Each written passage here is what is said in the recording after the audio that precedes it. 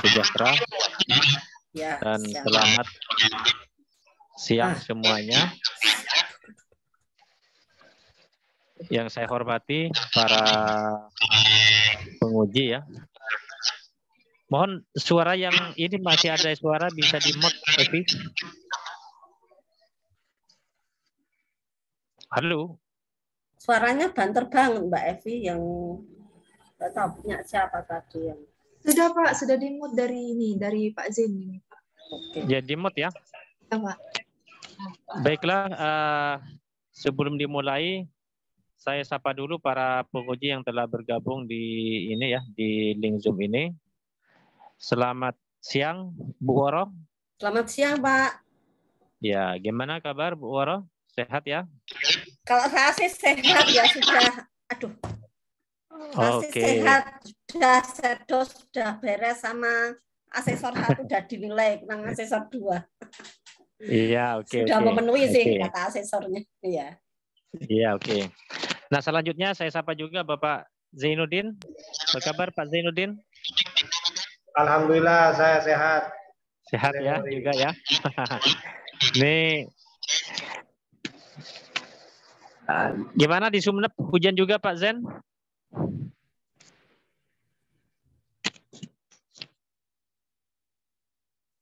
Halo? Suara saya masih ini ya, bisa dengar? Bisa didengar suara saya? Dengar Pak. Ya, dengar Pak. Oke. Iya. Oke, ya Saudara Agus sudah siap ya, Saudara Agus? Ya, selamat siang Pak.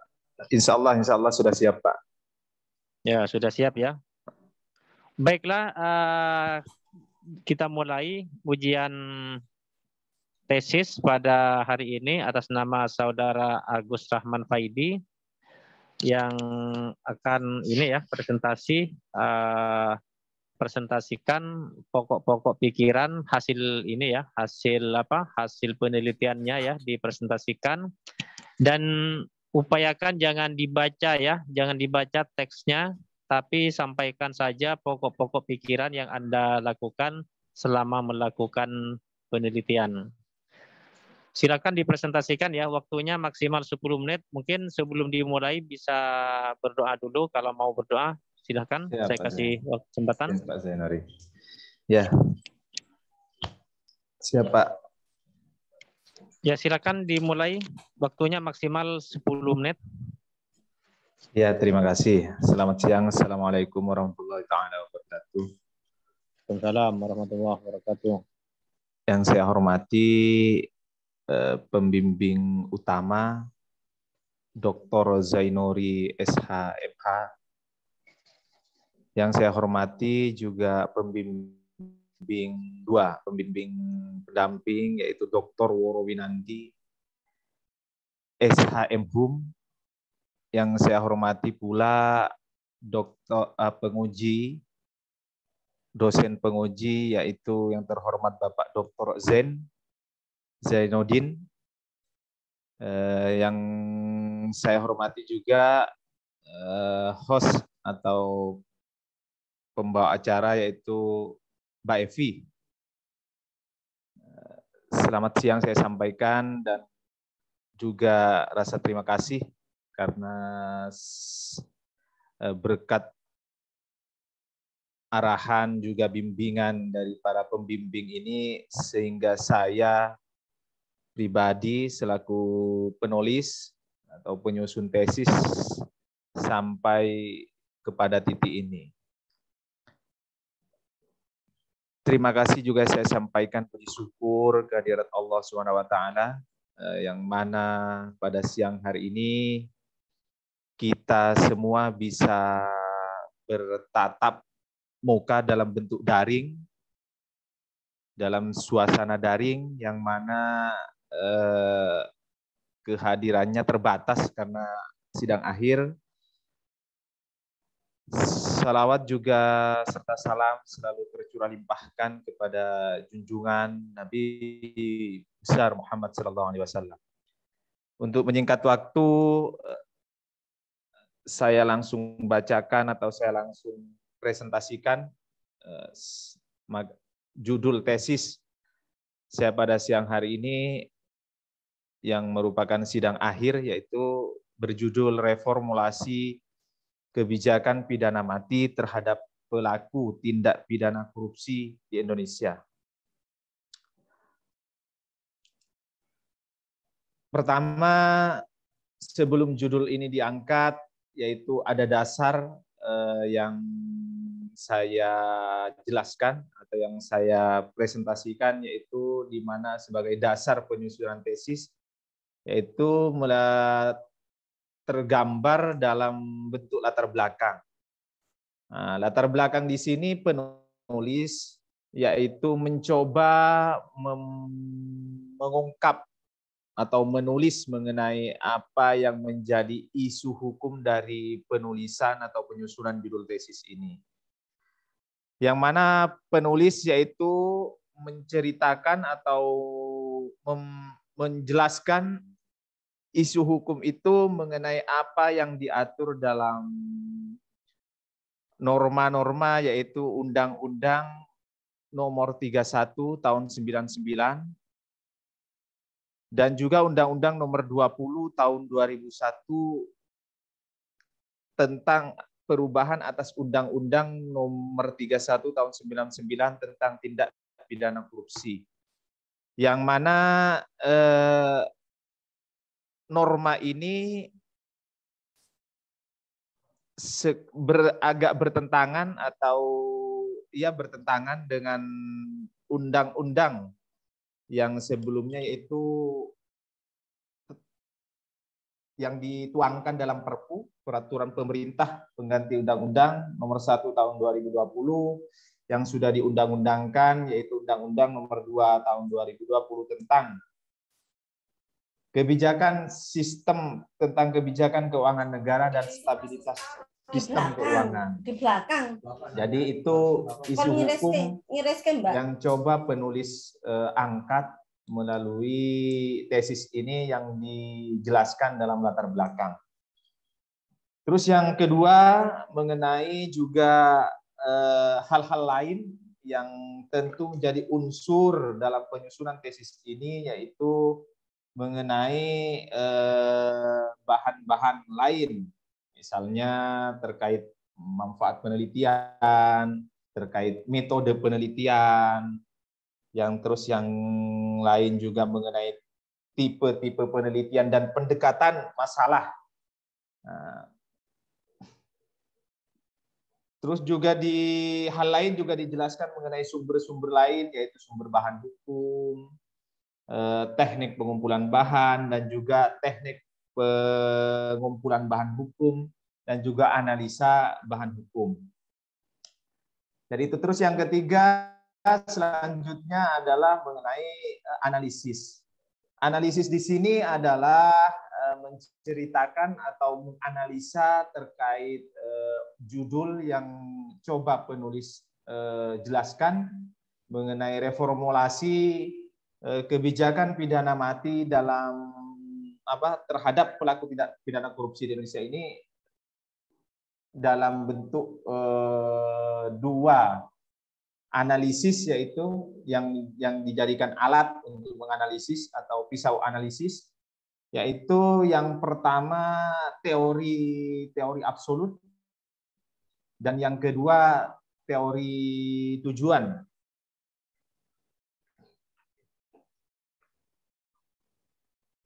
Yang mana teori absolut di sini adalah sebagai bentuk acuan atau bahan yang coba dijadikan pisau analisis oleh penulis, yang juga menyatakan bahwa di mana teori absolut ini menyatakan bahwa pidana dijatuhkan semata-mata karena orang telah melakukan suatu kejahatan atau tindak pidana. Pidana merupakan akibat mutlak yang harus ada sebagai suatu pembalasan kepada orang yang melakukan kejahatan tersebut. Teori absolut ini banyak ahli yang menggunakan, yaitu yang menyatakan atau yang mengungkapkan yang mana salah satunya diungkapkan oleh Hegel. Hegel mengungkapkan bahwa hukum itu adalah kemerdekaan. Maka kejahatan sebagai suatu ketidakadilan merupakan tantangan terhadap hukum dan hak. Oleh karena itu, ketidakadilan harus dilenyapkan, dan cara melenyapkannya pun harus dengan memberikan penderitaan kepada orang yang menimbulkan ketidakadilan tersebut. Hal senada juga dinyatakan oleh Stahl yang mengajarkan bahwa hukum itu adalah sesuatu yang diciptakan oleh Tuhan, maka kejahatan dianggap sebagai pelanggaran terhadap pri keadilan Tuhan. Dan untuk menindaknya, maka negara harus diberikan kekuasaan untuk menyusun kembali serta melenyapkan atau memberi penderitaan bagi pelaku.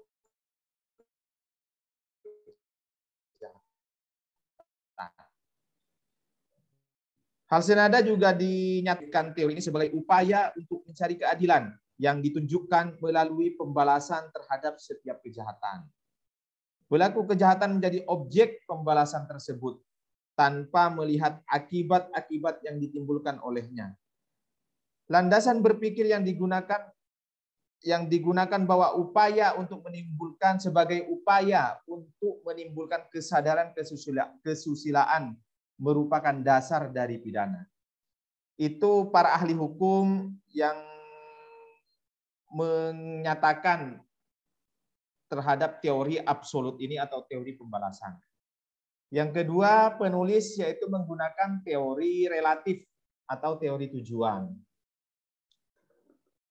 Teori relatif ini juga dikemukakan oleh salah satunya oleh P.J. Fitzgerald, mengungkapkan bahwa teori ini merupakan konsep yang lahir dari abad 18 dengan disandarkan pada pidana mati sebagai bagian dari upaya untuk mencegah terjadinya pengulangan tindak kejahatan oleh pelaku.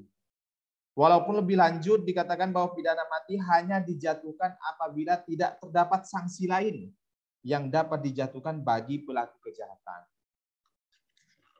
Terus yang kedua juga salah satunya diungkapkan oleh ahli hukum Van Hemel, Grolman, yang menafsirkan teori ini dengan meringkasnya menjadi beberapa pokok pengajaran, yaitu yang pertama isinya bahwa untuk mempertahankan ketertiban masyarakat. Yang kedua, untuk memperbaiki kerugian yang diderita oleh masyarakat sebagai akibat dari terjadinya kejahatan. Yang ketiga, yaitu untuk memperbaiki pelaku kejahatan. Dan yang keempat, untuk membinasakan pelaku kejahatan. Jadi itu ringkasan-ringkasan yang coba dijadikan pisau analisis oleh penulis dalam membedah tesis yang saya susun, yaitu terkait reformulasi kebijakan pidana mati terhadap pelaku tindak pidana korupsi di Indonesia. Jadi itu adalah pisau analisis yang penulis jadikan untuk membedah penyusunan tesis ini. Terkait hal lain yang dijadikan sebagai hasil dari analisis penulis, yaitu mengenai reformulasi kebijakan pidana mati terhadap pelaku tindak pidana korupsi. Hasil analisis ini adalah sudah dituangkan dalam bentuk rumusan masalah, yang mana rumusan masalah ini dibagi menjadi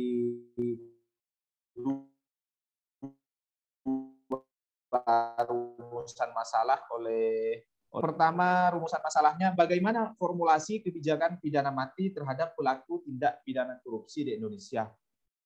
Terus yang kedua, bagaimana reformulasi kebijakan pidana mati terhadap pelaku tindak pidana korupsi di Indonesia pada masa yang akan datang. Untuk itu penulis tuangkan dalam bentuk reformulasi. Reformulasi di sini adalah sebagai bentuk pembedahan atau pembaharuan dari formulasi yang sudah ada saat ini, yaitu yang dituangkan dalam Undang-Undang Nomor 31 Tahun 99 dan Undang-Undang Nomor 20 Tahun 2001, Junto Undang-Undang Nomor 31 Tahun 99 tentang tindak pidana korupsi itu sendiri. Yang mana terkait kelemahan-kelemahan yang coba penulis analisis di sini adalah mengenai kelemahan yang ada dalam norma-norma atau formulasi yang mengatur tentang tindak pidana korupsi itu sendiri, yaitu penulis coba tuangkan dalam bentuk reformulasi. Nah, reformulasi itu isinya atau substansinya apa saja yang penulis tuangkan dalam paparan tesis ini, yaitu mengenai yang pertama yaitu posisi atau posisi, status, dan eksistensi pidana mati dalam sistem hukum pidana yang berlaku saat ini. Itu adalah tawaran yang coba penulis sampaikan mengenai bentuk kelemahan dari apa yang formulasi yang sudah dituangkan dalam bentuk formulasi. Untuk itu penulis mencoba menawarkan tentang apa sih reformulasi yang akan penulis nyatakan dalam tesis ini, yaitu yang pertama salah satunya mengenai tadi itu posisi dan status dan eksistensi pidana mati dalam sistem hukum pidana yang berlaku saat ini. Terus yang kedua, apa yang perlu penulis tawarkan lagi atau dalam bentuk reformulasi, yaitu yang kedua mengenai syarat-syarat penjatuhan pidana mati bagi koruptor. Terus yang ketiga mengenai jenis-jenis alternatif pidana mati atau bentuk-bentuk peringanan pidana mati. Itu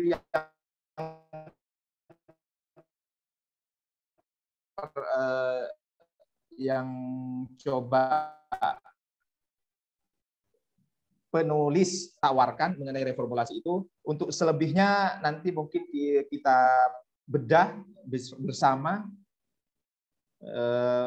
terkait apa saja yang bisa kita bedah dalam penyusunan tesis ini. Untuk selanjutnya mungkin saya kembalikan ke Mbak Evi. Sekian, mungkin seperti itu Pak. Terima kasih. Assalamualaikum warahmatullahi wabarakatuh. Warahmatullahi wabarakatuh.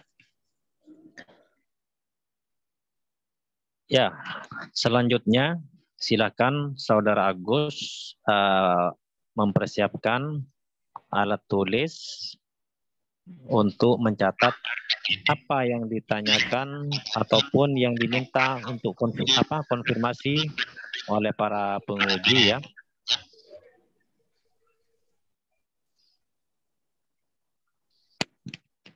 Ya, Saudara Agus ya. Halo, Saudara Agus. Halo. Halo. Evi masih ya, masih di mute, masih Pak ini Agus Saudara masih Agus di ruang bisa dengar Zoom, atau tidak Pak nih? Agus. Iya. Halo. Iya, anunya ini Pak. Dengar Pak, karena anunya hilang. Hilang. Siap, bisa dilanjutkan Pak. Ya, Saudara Agus, silakan mempersiapkan dirinya karena ini memasuki sesi ujian. Apakah nanti ada pertanyaan ataupun konfirmasi dari para penguji, silakan ditangkap baik-baik ya, Saudara Agus ya. Ya, Pak. Jadi untuk kesempatan ini saya berikan waktu untuk Bapak Dr. Muhammad Zainuddin SH, SHIM Hum. Silahkan Pak.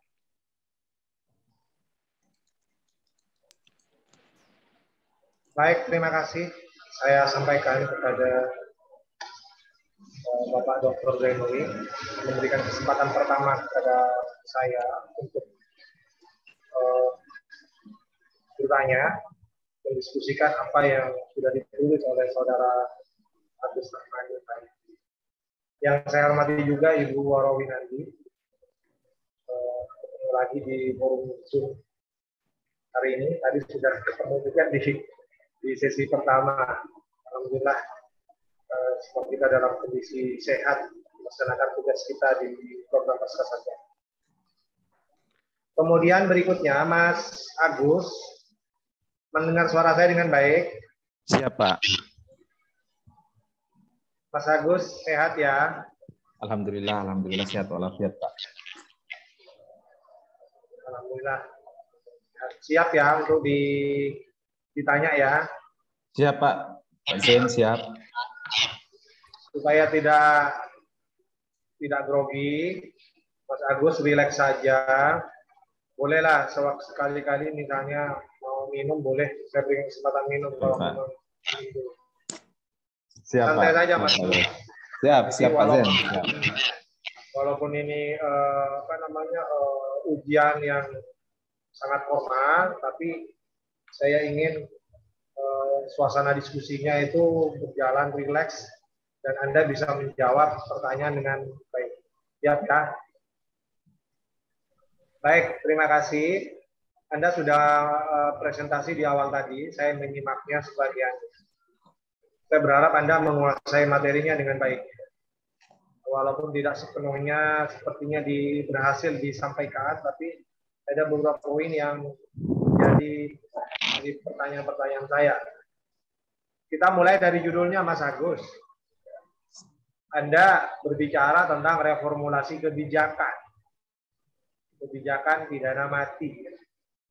Iya. Nah, saya ingin konfirmasi tentang istilah reformulasi dulu. Istilah reformulasi itu kalau dalam konteks penelitian hukum, bagaimana dipahami definisi konsepnya itu? Jadi reformulasi dalam konteks ilmu hukum itu konsepnya seperti apa, Mas Agus? Siap, Pak.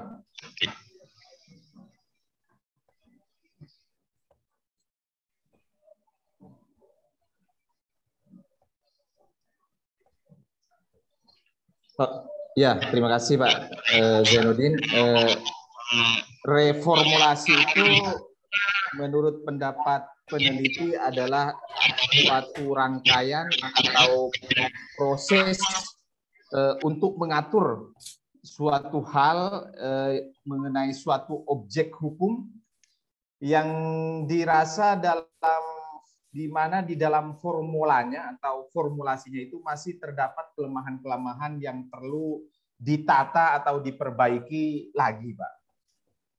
Itu gambaran yang coba penulis tangkap sebagai bentuk makna dari reformulasi dalam ilmu hukum.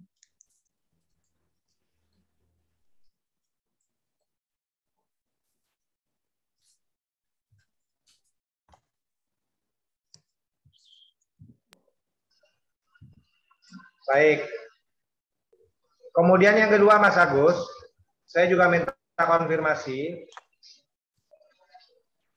Apakah sama konsep kebijakan dalam ilmu hukum dengan konsep kebijakan yang berlaku dalam ilmu sosial yang lain? Sebab saya juga menemukan istilah kebijakan ini digunakan dalam penelitian ilmu sosial. Seperti misalnya divisi Pol itu, mereka sangat akrab juga dengan istilah kebijakan. Apakah sama konsep kebijakan dalam penelitian Anda ini dengan konsep kebijakan dalam ilmu sosial yang lain? Atau mungkin ada pengertian tersendiri di sini? Ya.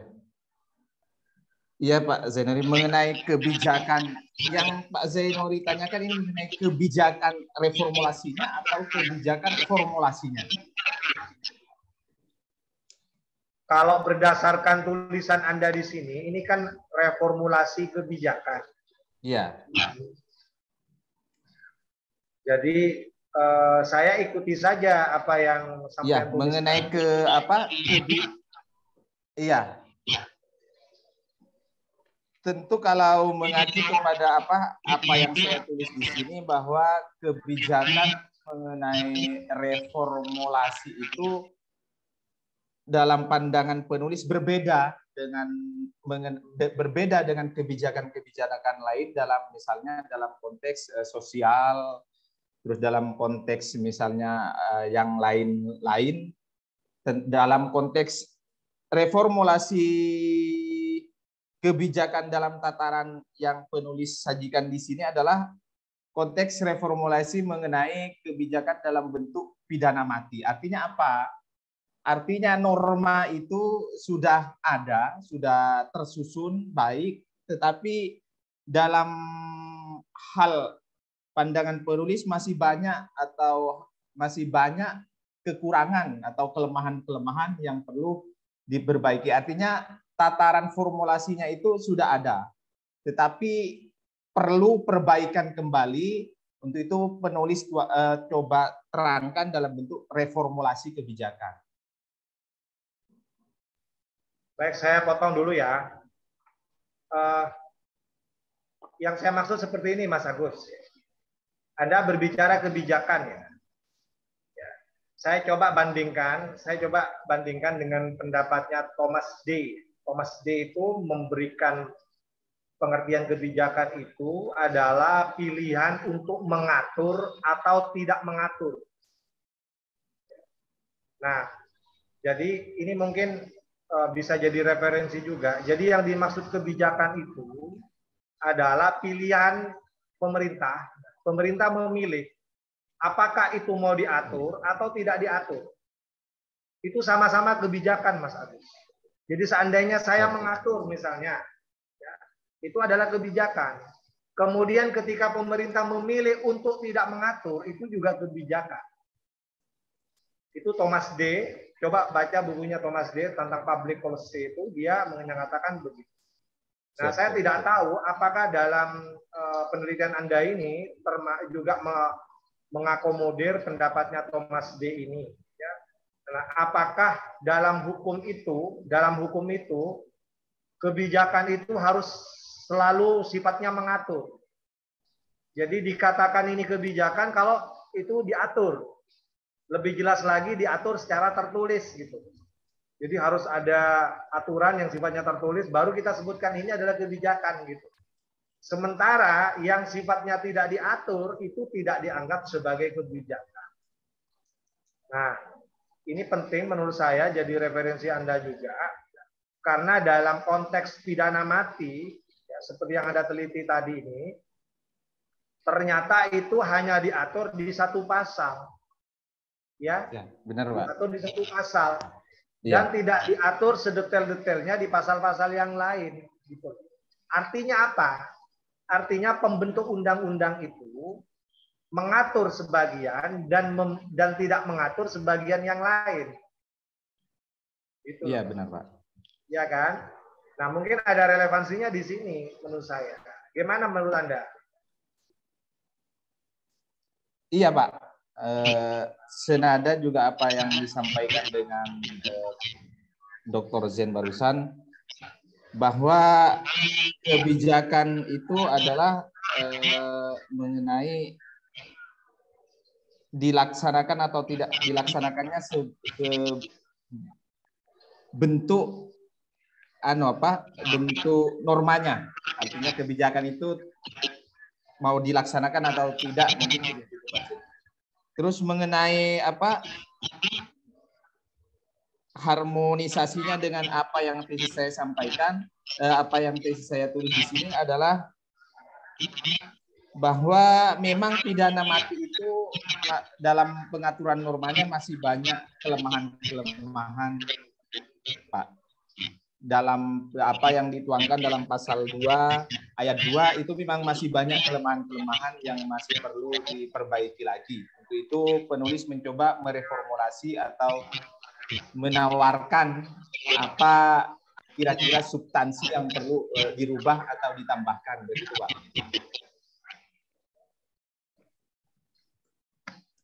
Baik, Mas Agus. Saya jelaskan lagi ya. Kenapa kebijakan itu dipahami tidak hanya sebatas mengatur secara tertulis, tapi juga harus dipahami sebagai pilihan tidak diatur secara tertulis, ya kan? Kenapa itu? Karena itu akibatnya sama, Mas Agus. Saya baca bukunya Thomas D. itu. Jadi memilih mengatur, saya ulangi, memilih mengatur secara tertulis atau memilih tidak diatur secara tertulis, itu akibatnya sama, Mas Agus. Makanya sama-sama disebut sebagai kebijakan. Ya. Jadi ketika misalnya pembentuk undang-undang atau pemerintah memilih tidak mengatur, dibiarkan saja tidak diatur sedetail-detailnya, hanya satu pasal saja, itu akibatnya sama. Akibatnya akhirnya penegak hukum kita itu menafsirkan. Ya, untuk menjelaskan yang lebih detail, lebih jelas, akhirnya dia ditafsirkan. Gitu. Kenapa ditafsirkan? Karena pembentuk undang-undang itu memilih tidak mengatur secara tertulis. Gitu. Tapi diatur sebagiannya secara tertulis. Itu maksudnya, Agus. Ya. Nah, makanya Mas Agus, Mas Agus, kita tidak pernah menemukan ada undang-undang sedetail-detailnya diatur semua pasalnya. Selengkap-lengkapnya, sesempurna-sempurnanya itu pasalnya ada semua gitu misalnya kan. Itu tidak pernah ditemukan seperti itu. Makanya kadang-kadang ada yang tidak diatur secara tertulis, tapi tetap bisa dilaksanakan, Mas Agus. Walaupun tidak diatur sedetail-detailnya dalam semua pasal-pasal, tapi tetap bisa dilaksanakan. Itu loh Mas Agus. Paham ya maksud saya ya? Paham Pak Zain, paham. Itu mungkin jadi referensi bagi Anda. Baik, masuk yang kedua. Saya bergeser dari judul. Ini penelitian hukum normatif, Mas Agus. Iya benar Pak. Betul ya, ini penelitian hukum normatif ya? Iya benar Pak. Baik. Kemudian yang kedua, pendekatannya menggunakan pendekatan apa, Mas Agus?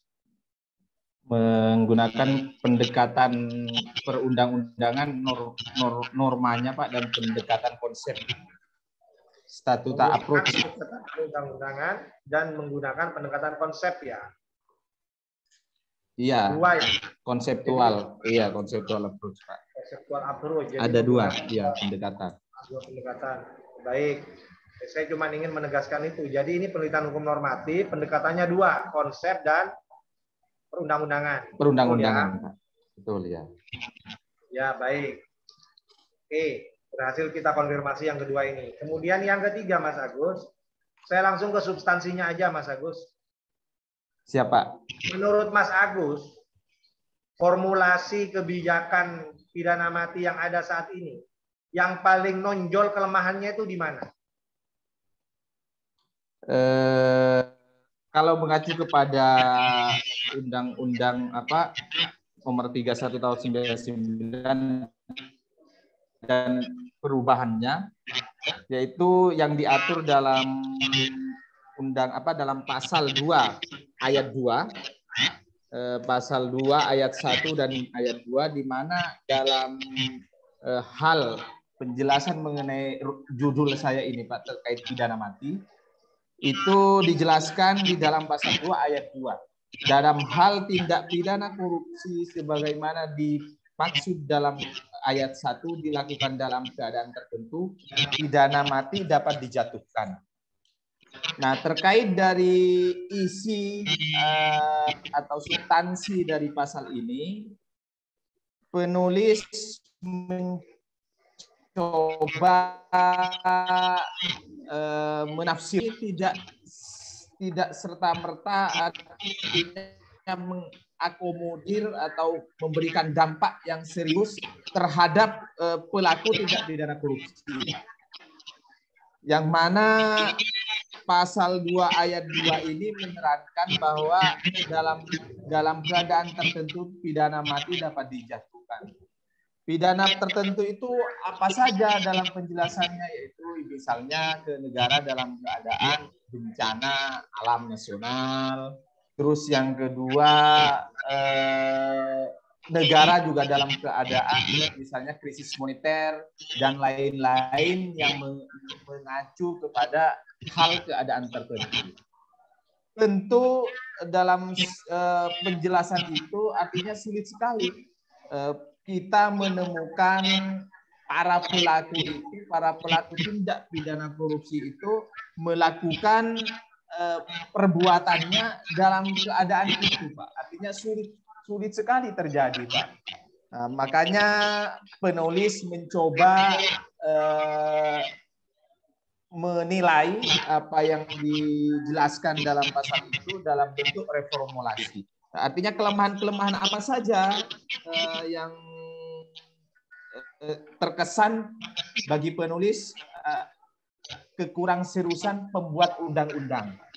Yaitu yang pertama menurut penulis di sini menilai bahwa yang pertama pidana mati itu sebagai pemberatan pidana yang hanya diancamkan untuk tindak pidana korupsi tertentu yang diatur dalam pasal 2 ayat 1 dan pasal 2 ayat 2. Terus yang kedua menurut penulis mengenai pasal 2 ayat 2 itu bahwa pidana mati merupakan pemberatan pidana terhadap delik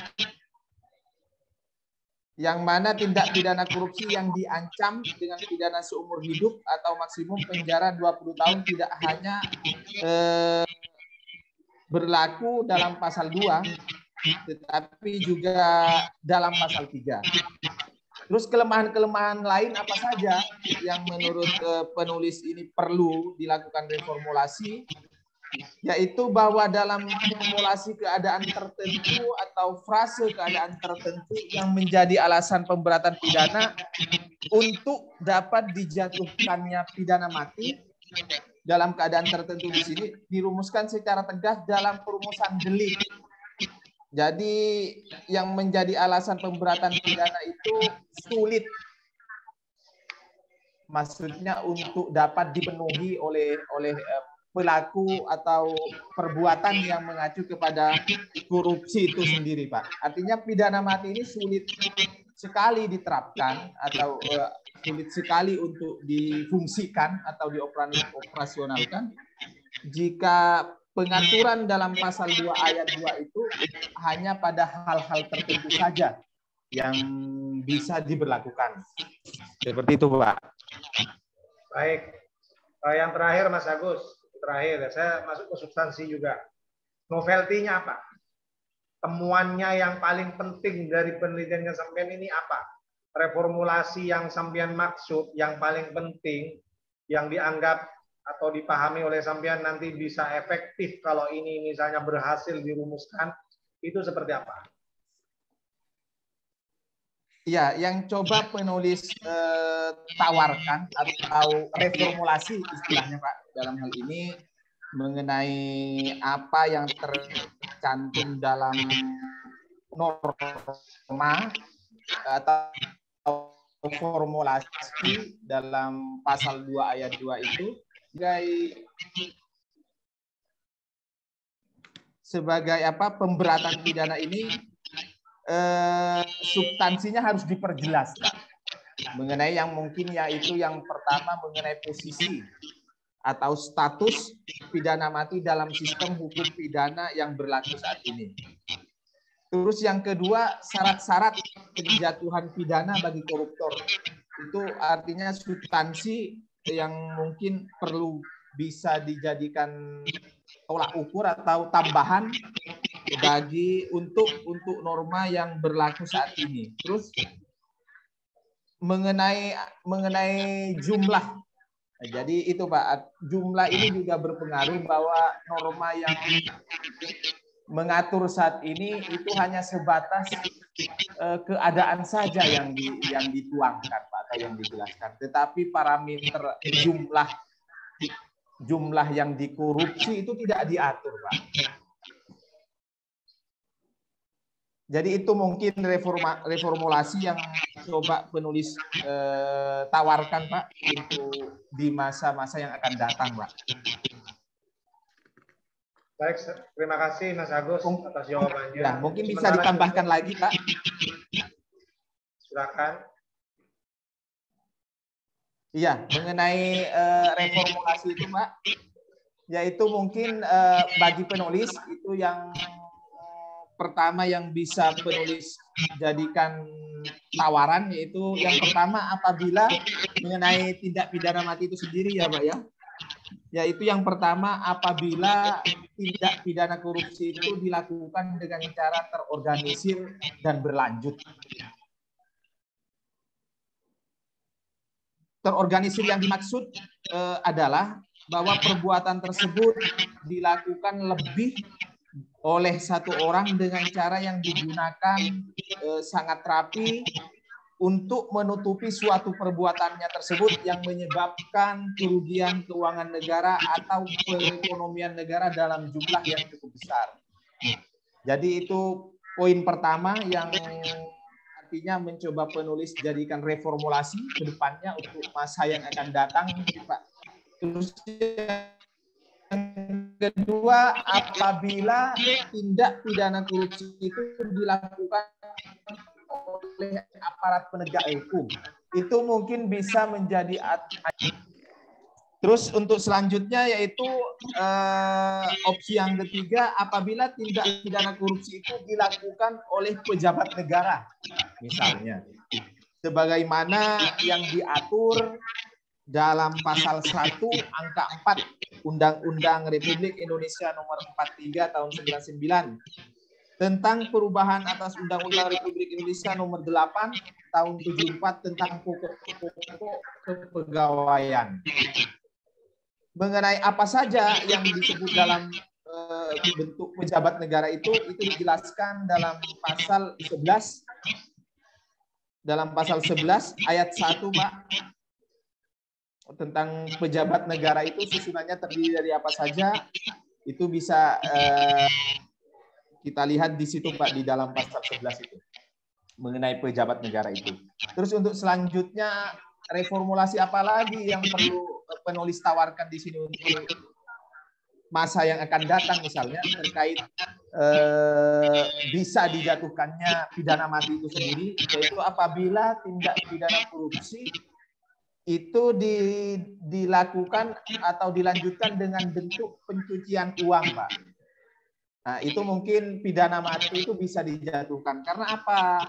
Bahwa tindak pidana korupsi dalam bentuk pencucian uang merupakan dua tindak pidana. Dan hal ini sangat marak terjadi, bahwa tidak sedikit seorang yang melakukan tindak pidana korupsi itu dilanjutkan dengan tindak pidana pencucian uang. Jadi mungkin itu Pak tawaran-tawaran atau reformulasi yang coba penulis paparkan Pak di tesis ini untuk sebagai referensi atau reformulasi untuk masa-masa yang akan datang. Jadi seperti itu Pak. Baik, terima kasih Mas Agus atas jawaban-jawabannya. Saya kira cukup. Nanti kita lanjutkan pada sesi berikutnya kalau memang masih ada waktu. Saya kembalikan kepada Bapak Dr. Zainuri. Terima kasih Pak Zen.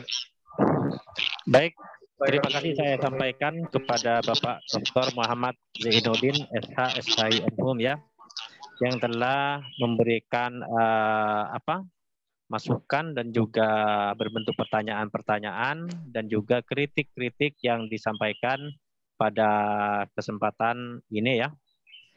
Nah, saya kira saudara ini ya mencatat dan itu harus direspon dengan baik dalam draft tesis ini ya, Saudara Agus ya. Ya, Pak Zainuri. Baiklah, selanjutnya saya berikan waktu kepada Ibu Dr. Woro. Silakan Ibu. Baik, terima kasih Bapak Dr. Zainuri selaku Ketua Sidang. Saya mau tanya, Mas Agus ini pakai double ya, laptop sama HP ya? Iya. Tidak, Bu. Pakai laptop suaranya saja. tadi seperti ini ya, Pak. Seperti memantul gitu. Suaranya seperti memantul ya tadi. Ya, oke. Kurang tahu kalau mengenai masalah itu. Tetapi di sini cuma pakai satu alat saja, yaitu laptop. Oke, nggak apa-apa. Ya, baik, terima kasih. Saya mungkin sedikit akan menyoroti tata tulisnya juga, tapi juga akan substansinya. Nah, ini sudah ujian, tapi kok ya tata tulisnya masih seperti itu, gitu ya. Tolong ya, itu nanti di daftar pustaka cara menulisnya, juga di footnote itu juga masih banyak yang salah. Gitu. Sejak awal sudah saya koreksi, tapi nggak pernah diperbaiki. Setiap bimbingan masih seperti itu. Ya, saya nggak tahu kenapa, apa malas memperbaiki atau apa, saya juga kurang tahu ya. Kemudian yang kedua dari sisi substansi. Coba dibuka tesisnya halaman 5 dan 6 ya. 5 akhir dan di yang 6 itu.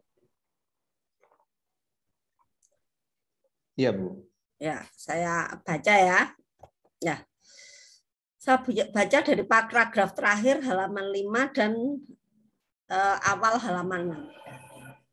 Kebijakan pidana mati bagi koruptor sebenarnya telah diformulasikan dalam Undang-Undang Tipikor dan perubahannya. Permasalahannya adalah kebijakan formulasi pidana mati dalam Undang-Undang Tipikor dan perubahannya belum dapat diterapkan secara efektif dalam rangka memberantas tindak pidana korupsi di Indonesia. Terusnya, hal ini mengingat sudah lebih 10 tahun undang-undang tersebut dikeluarkan, namun tidak satu pun pelaku tindak pidana korupsi yang divonis pidana mati hingga saat ini. Reformulasi hukum dan dalam penelitian ini adalah tahap penegakan hukum in abstrakto oleh badan pembuat undang-undang atau hanya terbatas pada perumusan ketentuan dan substansi yang akan diatur dalam satu undang-undang sesuai dengan situasi kondisi baik sekarang maupun yang akan datang. Nah, di sini ya, ini kan kutipan. Saya lihat ini kutipan. Kutipan ini lebih dari 5 baris, tapi ya penulisannya juga masih salah. Itu dari si tata tulis. Kemudian yang kedua dari substansinya, ya, untuk reformulasi ini. Nah, saya juga agak terganggu dengan yang paragraf terakhir halaman 5 ya. Kebijakan pidana mati koruptor dan sebagainya belum dapat diterapkan secara efektif. Nah, kalau secara efektif seperti ini, berarti apakah Mas Agus sudah, walaupun ini kutipan ya. Siap, Bu. Tetapi kalau melihat hal seperti ini kan di bawahnya juga bicara tentang penegakan hukum. Padahal penegakan hukum dengan reformulasi kebijakan yang ada nantinya kan maunya Mas Agus ke depannya tuh ada undang-undang yang artinya kalau memang mau mengatur pidana mati bagi koruptor itu lebih tegas kan seperti itu kan maunya ya. Ya. Nah, apakah hal ini tidak bertentangan? Kan di satu sisi bicara tentang reformulasi kebijakannya dalam kalau di legal system itu masuk ke dalam ke dalam structure dan substansi. Padahal kalau penegakan hukum bicara ada di taraf implementasi. Apakah hal ini nggak bertentangan, Mas? Saya tanyakan. Bertentangan dengan apa, Bu? Ya, penegakan hukum mungkin kan tahap penegakan hukum itu taraf implementasi, penerapan. Iya. Sedangkan reformulasi itu bukan lagi implementasi, tapi kebijakan di taraf ini tadi kalau di dalam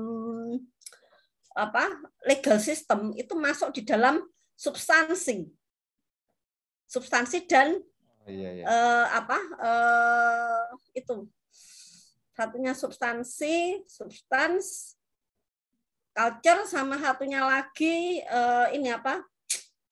kok lupa tadi saya baru saja ngomong. Jadi ada substansi structure substansi itu masuk di reformulasi. Kalau yang di penegakan hukum ini kan masuk ke culture, apakah enggak menimbulkan kontradiktif ini, Mas? Ya mungkin saya jawab, Ibu. Mungkin secara kalimat mungkin ini agak rancu, Bu. Karena apa? Mungkin perlu saya perbaiki kembali. Artinya bahwa kalau kita berbicara dalam konteks penerapan hukum misalnya, tentu itu adalah hal lain. Misalnya ada bahwa bukan lagi penelitian ini mengacu kepada normatifnya. Nah, untuk itu mungkin dari kalimat ini nanti akan saya perbaiki lagi, Bu, bahwa bukan lagi mungkin dalam bentuk penerapannya, karena dalam hal ini kan kita berbicara masalah norma. Tentu normanya ini yang perlu kita bahas atau kita kaji. Jadi kalau dalam konteks penerapan atau dalam kalimat ini mungkin agak memang kontradiktif, Ibu, bertentangan dengan apa yang penulis susun atau pendekatan masalah di halaman 5 itu. Ya, jadi itu merupakan kritik ya. Jadi artinya begini, ketika kita menulis itu ya kita mau ngutip juga harus diperhatikan. Karena nanti itu akan ada benang merahnya, Mas. Jadi kalau memang tidak tepat, ya jangan dipakai begitu. Itu loh, artinya begitu, ya. Karena nanti akan kalimatnya akan nanti ambigu dan multitafsir. Ini di satu sisi bicara reformulasi, tapi di dalam hal yang sama bicara tentang penegakan hukum kan kurang tepat. Gitu. Siap, Bu, siap. Nah, sekarang yang mau dikehendak itu kan reformulasi kebijakan. Kenapa ya masih dipakai reformulasi kebijakan hukum pidana mati? Harusnya hukumnya nih tidak usah ditulis, reformulasi kebijakan pidana mati. Iya, sudah saya. Ya. Ini loh masih ada loh, ini di halaman 9 loh masih tercantum nih. Ya, jadi lain kali yang teliti ya. Ya. Sekarang di halaman 9 rumusan masalah, Ibu. Oh, yang di atasnya, iya. Iya, benar-benar, Ibu. Ya. Tuh. Ya, terima kasih, Bu. Iya. Itu. Nah, saya pengen tahu kalau kebijakan itu tadi juga disinggung oleh Pak Zain, ya. Benar. Itu tentang definisi kebijakan yang dikemukakan oleh Thomas Erdős. Nah, sekarang menurut Mas sepengetahuan Mas Agus, ada berapa model kebijakan sih? Ada berapa model kebijakan? Karena ada kebijakan pendekatan kelembagaan, ada pendekatan sistem, ada model elit, ada model kelompok, ada model rasional, ada model inkremental. Inkremental itu apa? Tambal sulam ya. Nah, menurut Mas Agus yang tepat itu kebijakan seperti apa yang akan direformulasikan untuk yang akan datang? Karena menurut Mas Agus kan selama ini undang-undang yang ada kan nggak efektif. Kalau nggak efektif, saya terus berpikir apakah Mas Agus ini memakai, karena bicara tentang efektivitas ya, menjudge tidak efektif itu kan sudah ranahnya empiris. Seperti itu. Nah, saya ingin tahu penjelasannya Mas Agus itu seperti apa. Maksudnya pendekatan yang seperti apa? Apakah yang inkrementalis artinya nanti, karena kalau kita menyusun, kita lihat ya proses terbentuknya suatu peraturan perundang-undangan itu bukan proses yang sebentar, lama ya, dan naskah akademik sampai nanti akhirnya diundangkan itu ya. Siap, ya, benar. Nah, itu menurut Mas Agus itu apakah kebijakan yang inkrementalis tambah sulam itu udah itu pakai undang-undangan itu nanti ditambah lagi misalkan itu tambah sulam, apakah seperti itu atau yang bagaimana? Ya, kalau berbicara mengenai kebijakan tadi, Bu, itu mungkin lebih kepada penulis melihatnya adalah kebijakan substantif. Artinya bahwa perlu memang ada kebijakan-kebijakan yang dituangkan dalam bentuk reformulasi, dalam hal ini oleh kebijakan pembuat undang-undang, karena menurut penulis artinya efektivitas ini bukan dalam bentuk penelitian empirisnya kalau menurut penulis Ibu. Artinya bahwa perlu juga kita pahami bersama bahwa tentu norma atau undang-undang itu dibuat tentu tidak dalam bentuk yang sempurna. Artinya masih banyak kekurangan, kelemahan-kelemahan yang perlu masyarakat atau perlu dalam khususnya di sini penulis kaji, bahwa memang undang-undang tindak pidana korupsi nomor 31 tahun 99 dan perubahannya itu memang perlu adanya perbaikan-perbaikan. Karena apa? Sampai sejauh ini belum pernah ada pelaku tindak pidana korupsi yang divonis mati sesuai dengan ketentuan pasal 2 ayat 2 dalam Undang-Undang Tindak Pidana Korupsi itu sendiri. Kenapa itu sulit sulit untuk berlaku efektif? Karena menurut penulis bahwa masih banyak kekurangan dari sisi substansinya yang perlu diperbaiki. Karena apa?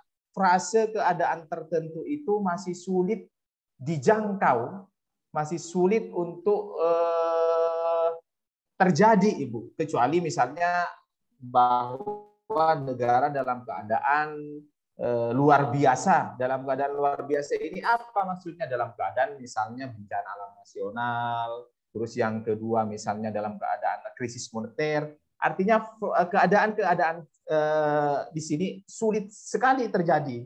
Makanya penulis coba menawarkan dalam bentuk reformulasi mengenai substansi apa saja yang perlu diperbaiki. Mungkin seperti itu, Ibu. Sekali lagi ya tentang efektivitas. Kita nggak bisa bicara efektivitas itu secara norma ya Mas. Nggak bisa. Itu efektivitas itu berarti ada fakta empiris di situ.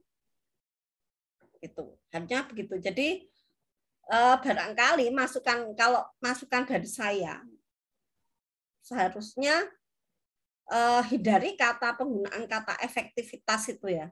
Karena itu akan menjadi menjadi multitafsir. Ini ya memang reformulasi itu bisa jadi karena ada sesuatu tuh yang nggak jalan sebagaimana mestinya. Nggak jalan itu artinya dalam penerapannya. Berarti butuh fakta empiris. Ya. Itu yang harus disampaikan untuk menghindari ambiguitas ya. Di satu sisi mau bicara normanya. Karena reformulasi ini memang bagian dari norma. Jadi normanya yang harus artinya disempurnakan. Kalau tadi dalam keadaan tertentu itu harus diperjelas. Keadaan misalnya negara dalam keadaan bahaya, negara dalam keadaan paceklik misalkan, atau gempa bumi, atau sekarang pandemi seperti itu. Nah itu yang harus dijelaskan lagi karena memang kita tahu bahwa undang-undang itu walaupun ya di dalam penjelasan tuh ada pasal 16 sudah jelas gitu. Seperti itu ya. Tetapi ketika dijalankan itu ternyata kok seperti ini sih rumusannya, menjadi tidak jelas begitu ya. Ada sesuatu yang begitu. Yang akhirnya ketika misalkan ada satu perkara sampai ke pengadilan, itu hakim perlu melakukan penemuan hukum untuk memperjelas apa ya tadi yang in abstraktum menjadi in concreto tadi, seperti itu. Nah, ini yang perlu saya sampaikan ke Mas Agus, minta tolong untuk yang karena efektivitas ini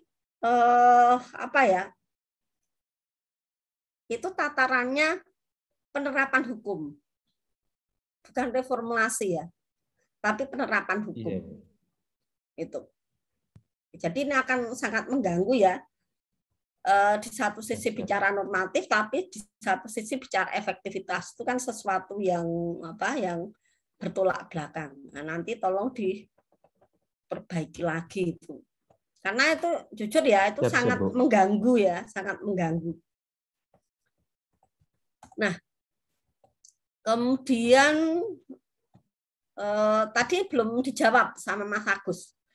Kebijakannya itu apakah mau kebijakan yang menyeluruh itu artinya ini nggak efektif, misalkan undang-undang yang lama nih, jadi perlu ada undang-undang yang baru, nggak perlu dibuat undang-undang yang baru. Apakah mau model seperti itu? Apakah mau yang model seperti tadi yang saya katakan, kos untuk buat undang-undang itu mahal, mendingan pakai inkrementalis. Menurut Mas Agus yang mana? Ya, untuk itu saya tadi paparkan Ibu mengenai kebijakan itu mungkin adalah kebijakan mengenai substansinya Ibu. Kebijakan substantif. Artinya bahwa kebijakan substantif itu kebijakan yang mungkin bisa bentuk inkrementalis. Mas Agus, tolong dengarkan ya, dulu. Bu. Apakah kebijakan itu yang inkrementalis? Inkrementalis itu tambal sulam. Artinya udahlah, kos untuk bikin undang-undang yang baru itu mahal. Dan kalau dilaksanakan itu proyek ya, artinya ya pasti ada uangnya lagi gitu ya. Nah, kalau yang inkrementalis ini kan ya sudahlah menggunakan undang-undang yang lama, tapi yang dirubah bagian itu, kemudian ada semacam mungkin amandemen kayak gitu loh. Seperti perubahan terhadap undang-undang nomor sekian tentang ini pada pasalnya ini, seperti itu. Itu yang inkrementalis.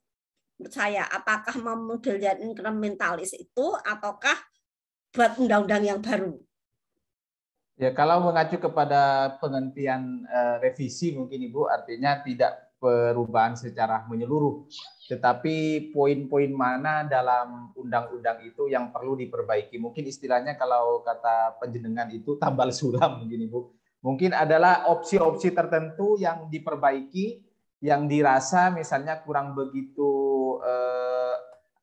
bukan lagi kita berbicara efektif ya, artinya kurang kalau dirasa misalnya ada kelemahan yang ada pada pasal itu, misalnya kalau dalam pidana mati yang coba saya bahas itu adalah pasal 2 ayat 2, makanya mungkin yang direvisi adalah tertentu saja, mungkin dalam bahasanya tambal sulam tadi Ibu, seperti itu Ibu.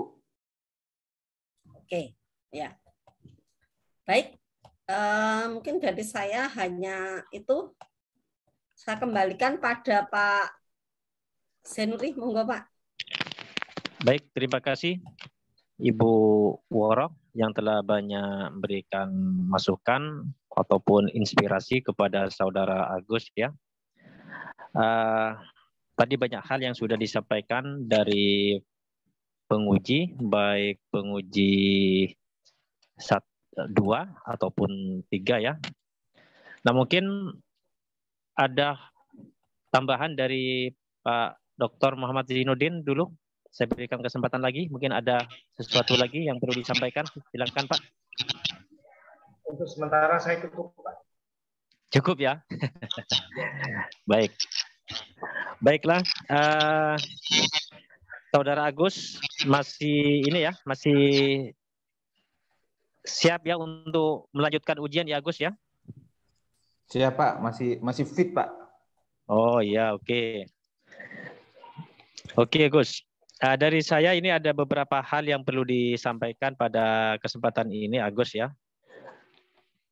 Yang pertama ini saya ada pertanyaan yang ringan ya untuk Saudara Agus ya, pertanyaan yang ringan-ringan sekali. Coba apa itu bedanya pidana dengan tindak pidana, Gus? Bedanya pidana ya Pak? Ya, pidana itu apa? Tindak pidana itu apa, Gus? Pidana dengan tindak pidana ya Pak, sederhana. Iya.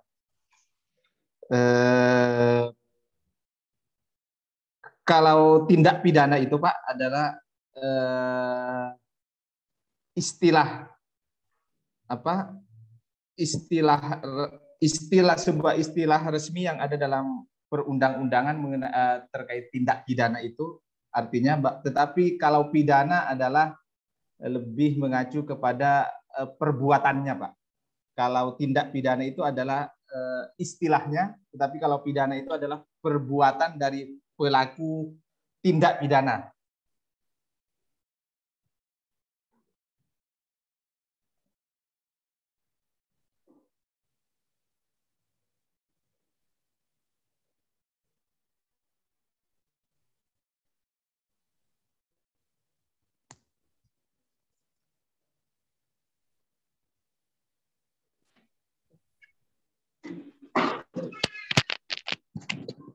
Halo?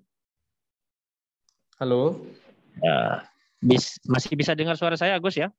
Iya, Pak. Ya. Ya, coba Gus, jelaskan Gus. Apa itu pidana, apa itu tindak pidana, Gus? Lihat ke kamera saja, Gus. Halo, Agus. Ya, Iya, gitu loh. Iya, Pak. Lihat kamera, nggak usah nunduk ya. Ya, lihat ke kamera aja. Iya. Ini kan ujian, ya. Iya, Pak. Ya. Apa itu pidana, apa itu tindak pidana, Gus?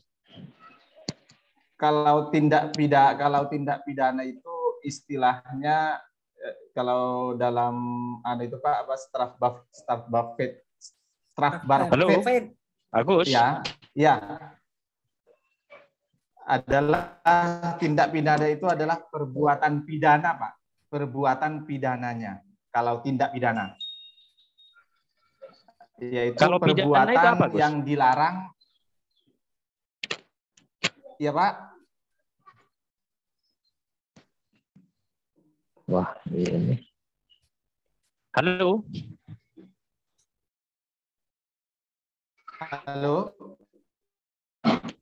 Halo. Ya. Agus, masih dengar suara saya? Halo, ya, Pak. Iya. Ya, apa, Gus? Pidana itu apa? Tindak pidana itu apa, Gus? Kalau tindak pidana itu adalah peristiwa pidananya, Pak. Kalau tindak pidana itu adalah perbuatannya, Pak, atau perbuatan yang pelakunya mungkin dapat dikenakan hukuman pidana. Halo, ya. Halo. Ya, Gus. Pidana itu apa, Gus? Kalau pidana itu adalah deliknya, Pak. Kalau pidana itu. Hah? Halo.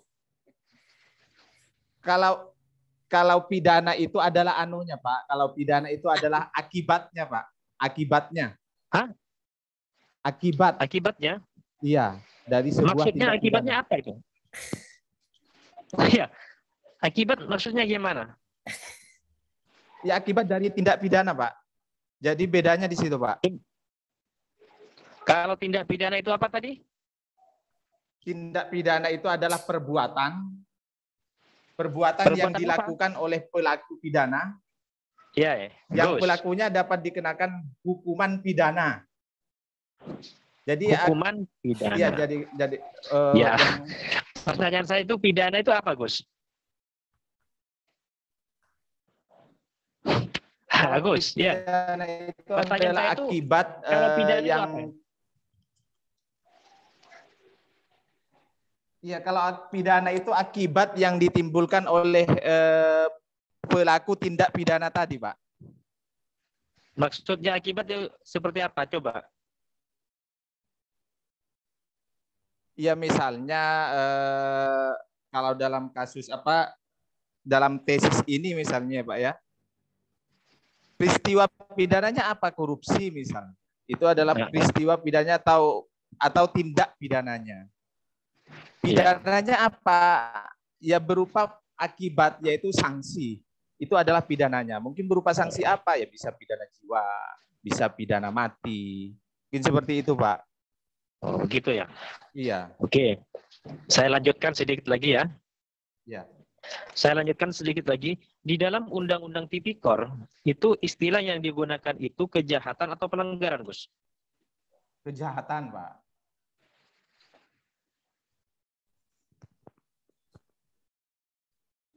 Halo. Ya, Gus. Halo. Kejahatan, Pak. Kejahatan. Hah? Kejahatan. Kejahatan? Iya. Masa kejahatan ya? Iya, kalau untuk tindak pidana korupsi, Pak. Itu di pasal berapa itu?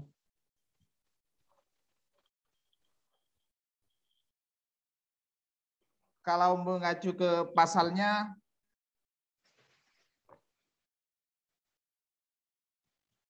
saya lebih mengacu kepada anunya, Pak, kepada istilah yang dipakai bahwa tindak pidana korupsi itu adalah merupakan kejahatan luar biasa, Pak, atau extraordinary crime.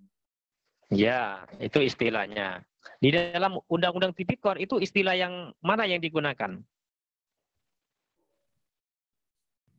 Ya, istilah kejahatan itu, Pak. Ya, Kejahatan itu diatur. tadi, Pak. Ya, diatur di pasal berapa itu? Dasar hukumnya.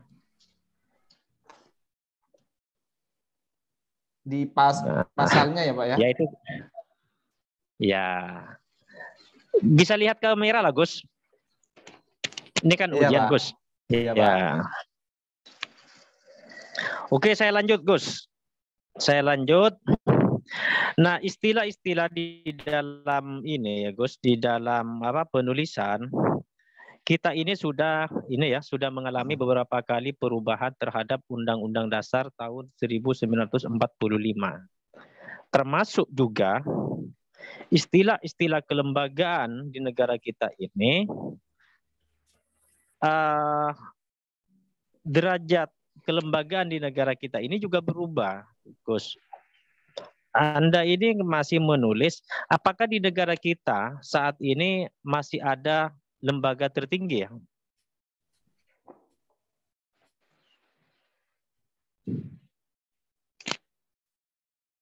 Ya, Agus. Iya, Pak. Ya, di negara kita ini setelah beberapa kali diadakan perubahan terhadap Undang-Undang Dasar tahun 1945, apakah di negara Indonesia ini masih ada lembaga tertinggi negara atau tidak ada? Pasca perubahan terhadap Undang-Undang Dasar tahun 1945. Masih ada, Pak. Menurut saya, Pak. Masih ada. Masih ada. Nah, kalau menurut Anda masih ada, berarti Anda perlu banyak membaca. Ya, perlu banyak membaca biar tidak salah menulis gitu ya. Nah, di dalam Undang-Undang Dasar tahun 1945 itu sudah tidak mengenal istilah lembaga tertinggi negara. Yang ada adalah lembaga tinggi negara. Ya. Tuh, kamu itu harus hati-hati, bukan hanya ngutip-ngutip ya.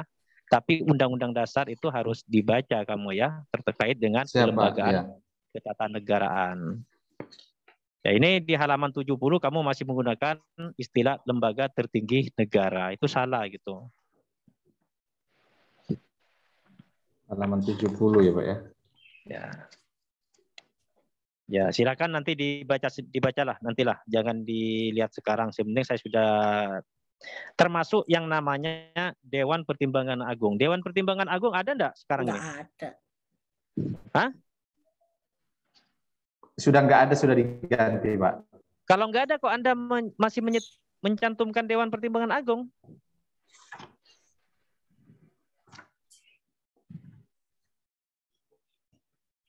Ya, silakan dijelaskan di. Ya, makanya kamu itu terkait dengan undang-undang, ya, terkait dengan undang-undang kepegawaian, kamu itu baca lagi. Karena undang-undang dasarnya sudah berubah gitu. Harus hati-hati kamu itu. Kamu itu harus hati-hati ya. Nah, terus ini ya. Ruang lingkup orang yang bisa dikenai mengenai masalah Undang-Undang Tipikor itu di dalamnya, apa advokat itu masuk di dalamnya, Gus? Masuk, Pak. Hah? Masuk? Iya. Di pasal berapa gitu diatur kalau advokat itu masuk?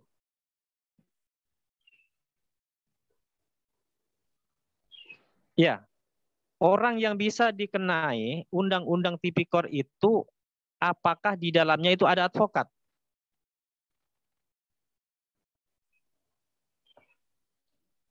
Hah? Ada, Pak, ada. Di pasal berapa?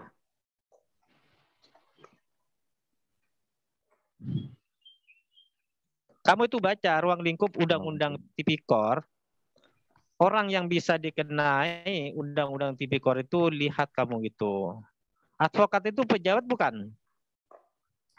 Advokat itu pejabat negara bukan? Nah, Bukan, itu kamu Pak. harus paham lah. Itu kamu harus paham gitu. Itu kamu harus paham. Ya, kamu harus paham. Nah, ini banyak hal yang perlu kamu revisi ya, Gus. Di dalam ini ya, di dalam draft tesis ini sudah beberapa kali saya kasih masukan, tetapi ini masih tetap saja. Termasuk ini ya, kalau itu masih bentuknya itu rancangan, itu tidak boleh kamu dijadikan perbandingan di dalam penulisan ini. Karena kalau itu masih rancangan, itu tidak mempunyai kekuatan mengikat secara hukum itu. Kamu itu lebih banyak membahas masalah RUU KUH pidana gitu. Iya, iya, Pak. Boleh gitu. Itu tidak boleh. Kamu ini banyak, hampir di setiap halaman di pembahasan pertama, ini kamu lebih banyak menulis yang namanya RUU KUHP itu. Itu Iya, belum menjadi peraturan perundang-undangan. Itu masih draft itu, ya. Itu masih draft. Jadi kamu tuh harus hati-hati. Nah, karena kamu ini adalah penelitian normatif ya, penelitian normatif yang tentunya ini adalah penelitian kepada hukum positif ya, yang sudah dipositifkan. Tuh. Iya, Pak. Ya, ini banyak hal lah ya yang perlu kamu revisi, termasuk masalah penulisan daftar pustaka. Kamu silakan dibaca buku pedoman itu ya. Termasuk juga di dalam ini ya, tadi ini teman-teman penguji belum nyampe kepada yang namanya kesimpulan ya, bab kesimpulan. Di kesimpulan ini kamu perlu juga hati-hati. Kamu ini juga menulis advokat dan lain sebagainya ini. Ya silakan nanti diperbaiki lah. Baiklah, saya kira itu dari saya ya. Mungkin sebelum ini ditutup, mungkin ada tambahan. Apakah dari Pak Dr. Muhammad Zainuddin ataupun dari Bu Dr. Woro? Silakan kalau masih ada. Saya Pak, boleh ya? Saya sedikit ya, aja. Silakan. Ini ada yang mengganggu. Coba ya, Bu. Ini boleh, bisa Bu. Penguji yang lain juga Mas Agus mencermati di tesisnya halaman 26 itu di footnote ke-95 yaitu wawancara dengan Hakim Pengadilan Tindak Pidana Korupsi pada Pengadilan Negeri Semarang pada tanggal 24 Juli 2014. Nah, ini yang mengadakan wawancara apakah Mas Agus atau orang lain? Ini padahal ujiannya dan Mas Agus sendiri menulisnya baru tahun 2021. Ini kan sangat halaman 26. Halaman 26.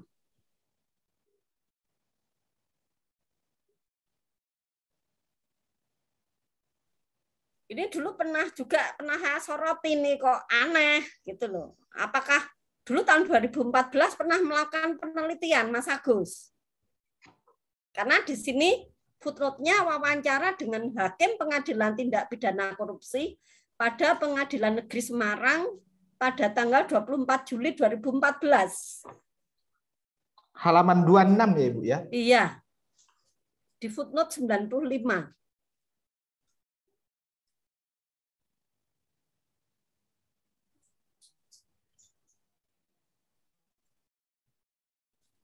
Apakah ngutip dari sumber lain? Atau memang Mas Agus mengadakan wawancara langsung dengan hakimnya? Enggak, soalnya di tesis saya yang terbaru ini, Bu. Oh, yang ya footnote-nya ya, Bu ya? Oh, iya. Iya, Bu. Saya pengen tahu jawabannya. Apakah itu wawancara langsung Mas Agus dengan hakimnya? Tidak, atau Ibu. Ini ngutip kalau ngutip dari orang lain, tulisan orang lain harus ditulis. Diambil dari bukunya siapa. Seperti itu. Jangan seperti ini. Kalau seperti ini, seolah-olah Mas Agus yang wawancara langsung dengan hakimnya. Tidak boleh seperti ini. Ya. Oh, siap-siap, Bu. Ya, ya. Iya, tidak ya. boleh seperti itu. Kalau memang ngutip dari sumber lain, ya harus disebutkan sumbernya. Tidak boleh seperti ini. Kalau seperti ini, seolah-olah Mas Agus yang melakukan wawancara dengan hakimnya, hakim tipikor. Itu. Siap, Bu. Siap. Itu ya. Siap. Ya, Bu. Ya. Ya. Kasih, Bu. Oke. Itu masukan dari saya karena ini Ya, mengganggu ya. Karena di sini tertulis 2014, sedangkan Iya, benar, Bu. Ya. tahun 2022 Mas Agus baru nulis seperti itu. Baru neliti. Itu. Makanya kalau dosen ngasih masukan tolong dibaca, jangan hanya ini Bu saya sudah, ini Bu sudah gitu. Padahal sebenarnya banyak yang kok masih sama gitu ditulisnya begitu. Gitu Pak yang bisa saya sampaikan. Oke. Mungkin dari Pak Zainuddin juga ada? Silakan Pak. Saya sedikit Pak Zainuri. Iya, lanjut. Kita berbagi pengalaman, Mas Agus. Iya, Pak. Sampean itu kalau misalnya menulis laporan penelitian, itu jangan lupa kalau misalnya, mohon maaf ya, misalnya sampean dibantu mengetiknya, sampean mengkonsepnya, misalnya ya. Itu saya temukan ada beberapa mahasiswa yang seperti itu ya. Itu jangan lupa dalam tahapan finishing itu harus diedit secara lebih cermat. Ya. Ya, Pak. Pengalaman kami juga ya, secermat-cermatnya kita itu selalu saja ditemukan kekeliruan. Makanya sekali lagi jangan sampai kekeliruan yang disampaikan oleh beliau-beliau tadi itu muncul lagi untuk yang kesekian kalinya, karena kan Anda sudah melalui proses pembimbingan beberapa kali, ya. Nah, ya, itu terjadi memang di beberapa bimbingan saya juga pernah mengalami seperti itu. Beberapa kali saya bimbing sudah dikasih tanda, sudah dikasih merah dan sebagainya, itu muncul lagi. Makanya saya sampai bertanya kepada yang bersangkutan, kamu ini ngetik sendiri atau dibantu diketikkan? Gitu loh. Nah, kalau dibantu diketikkan, sampean harus hadir di tempat itu, mengoreksi bareng-bareng. Jangan sampai yang sudah dibimbing, dikasih tanda merah untuk diperbaiki, itu muncul lagi. Itu Mas Agus ya. Saya berbagi teknis saja, karena bimbingan saya pernah juga yang begitu. Sudah berapa kali ya, 2-3 kali bahkan itu dikasih tanda, tapi kok muncul lagi gitu. Apakah memang anaknya tidak paham, atau dia memang tidak kerja sendiri, artinya dibantu stafnya misalnya. Karena ada beberapa bimbingan saya itu, dia jadi pimpinan, jadi pejabat di lingkungannya. Dia malas menulis sendiri, nyuruh stafnya. Banyak kelirunya loh Mas Agus. Kenapa? Karena pada saat finishing, dia tidak hadir. Jadi dia percaya langsung kepada stafnya itu. Itu secara teknis saya berikan masukan seperti itu. Baik, saya tunggu Mas Agus perbaikannya. Nanti bolehlah konsultasi kepada saya kalau misalnya diperlukan, walaupun saya bukan pembimbingnya ya. Saya kembalikan kepada Dr. Zainuri. Siap. Baiklah, terima kasih ya. Pak, makasih Pak. Penguji. Iya. Baik Ibu Woro maupun Bapak Zainuddin, terima kasih atas masukan-masukannya ya. Dan perlu saya ingatkan di sini juga ya Saudara Agus, karena ini mumpung kumpul semua ya, saya sebagai penguji dan sekaligus juga pembimbing, dan juga Bu Woro ya sebagai pembimbing juga ini ya. Jadi upayakan di dalam pembahasan ini, Agus ini kan kalau saya baca ya, saya baca teliti benar di halaman 76, ini apa yang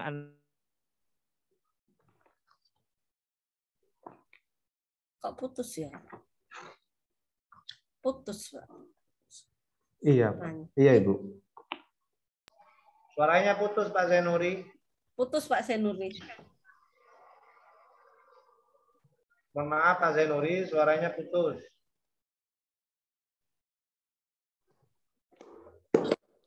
Iya, Pak Zainuri suaranya putus, Pak. Mohon dicek kembali Pak Zainuri, suaranya tidak terdengar. Apa sinyalnya? Mungkin sinyal, Pak. Sinyal di sana, Pak. Oh, sinyal ya. Iya, Pak. Ya ditunggu saja. Semoga memang gangguan sinyal ini sebentar. Nah, ini Ya, terlempar karena- Pak Zainuri. Nah, ini Nah, terlempar ini. Terlempar Pak Zainuri ini.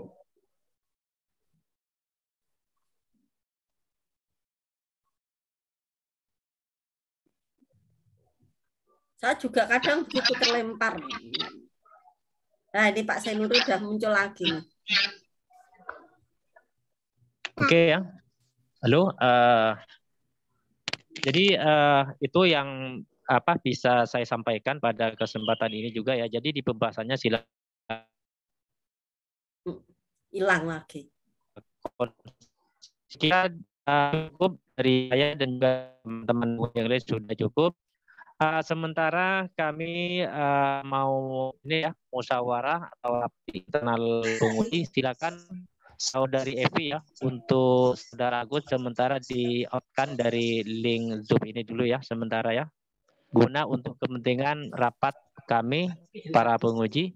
enggak, Pak, sudah saya pindahkan. Bisa Sudah dimulai diskusi. ada di ini ya, waiting room ya. Iya, Pak. Oke ya. Oke, Evi.